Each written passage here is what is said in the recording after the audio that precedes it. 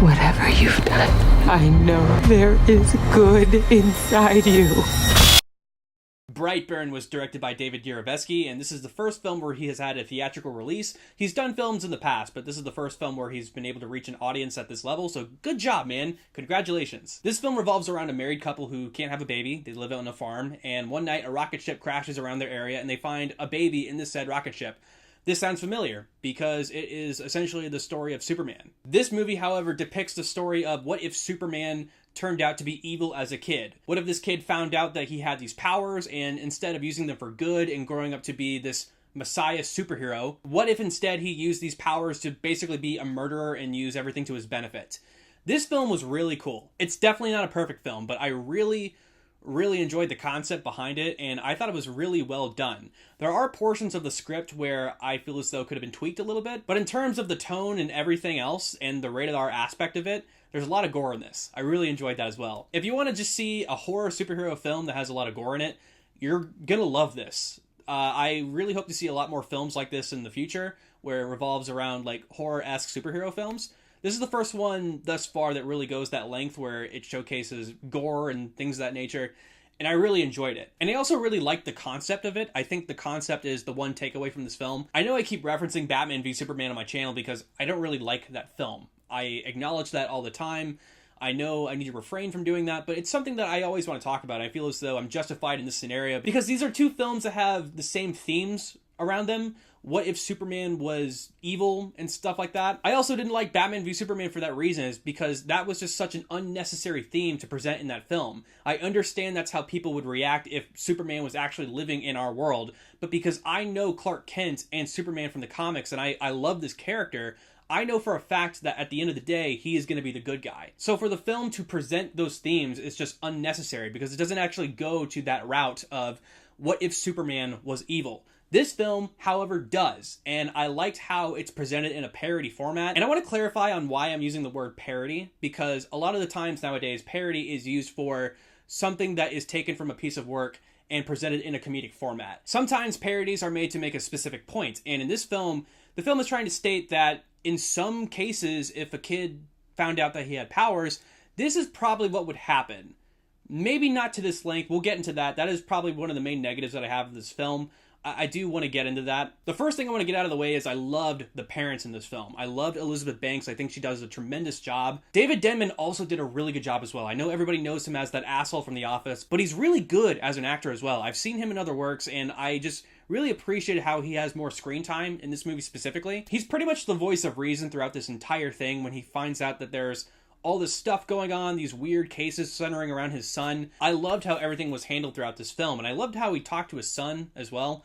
There's a humorous scene where they're out in the middle of the woods and he's trying to have the talk with his son. That's one of the problems that I had with the movie The Prodigy earlier this year. I didn't think there was enough between the father and son. This film contradicts that. There's definitely more between the father and son, and there's stuff like that where they have, the talk and puberty, so I really appreciated that. And like I said, Elizabeth Banks is really good as well.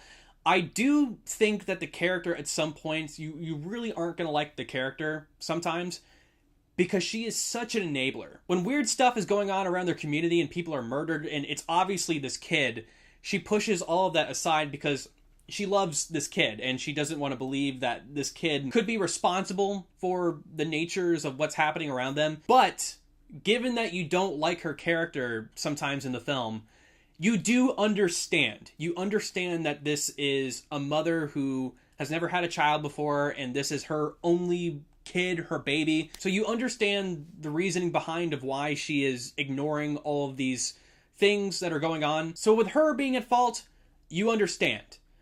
Now let's talk about the kid, because the kid's reasoning is probably the main negative that I have about this film. So in the movie Chronicle, which is a very similar movie about kids getting superpowers and telekinesis and whatnot, there's the kid named Andrew, and you understand why Andrew becomes evil, why he gains a god complex. Because he's bullied at school, his dad's an alcoholic, his mom has cancer. Bad stuff happens to that kid in that film, and that's why he goes to this evil length at the end of the film. Where in this film, I just didn't really buy it necessarily. This kid comes from like a really good family. Everybody is so supportive around him. He's very intelligent. You see that in his class. There's like maybe one kid who makes like a joke towards him, but it's not enough to go on a killing spree. It's not enough to turn evil. The only thing you see in this film that makes him go to that length is this spaceship that he came on talks to him. And that's pretty much it. There's nothing else. He's not really bullied to the extent where I feel as though he needs to go that route. His family life is fine. It isn't really believable that this kid, who at first when we're introduced to is a pretty nice kid, it's not believable that he would turn into this being of evilness. I do understand in the film that he gains like a god complex, but it's just like, okay, but these are your family members. These are people that you've known for like your whole life. Why on earth are you all of a sudden going against them?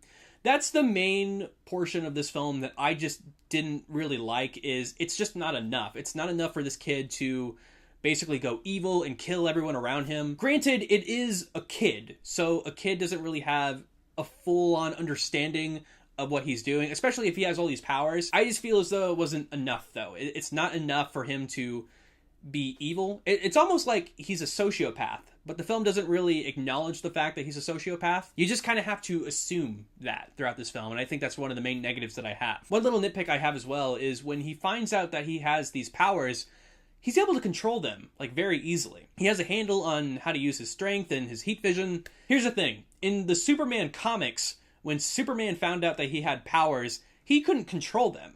Like, there's one issue where, like, he's flying and he can't get down. There's an entire issue based on this.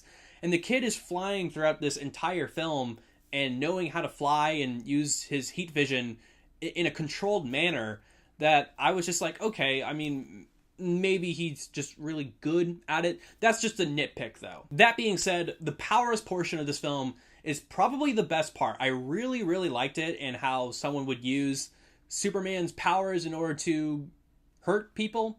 I know that sounds really weird, but it's just such an interesting concept of what this kid would use his abilities to do and how he would harm other.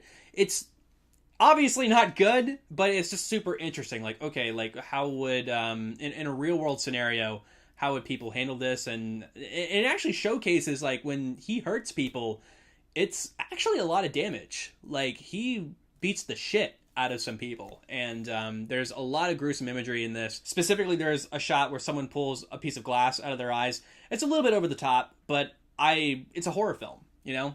I enjoyed that we were finally, in this day and age, after Avengers Endgame, we're going to have to accept the fact that we're going to continue to get superhero films, so I'm glad that they're doing different things with them. This was kind of like the first horror superhero film. I really enjoyed that. But overall, I really liked this film. I liked how it was able to present the idea of what if Superman was evil without necessarily corrupting the character itself. I liked that this was somewhat of a take on the character. I just really wish that they would have spent time to progress the character and the reason why he was doing all this stuff, like killing his family members and having like this god complex. For me, it just wasn't enough. I don't think voices coming from this ship was enough of a reason why he was doing all this stuff.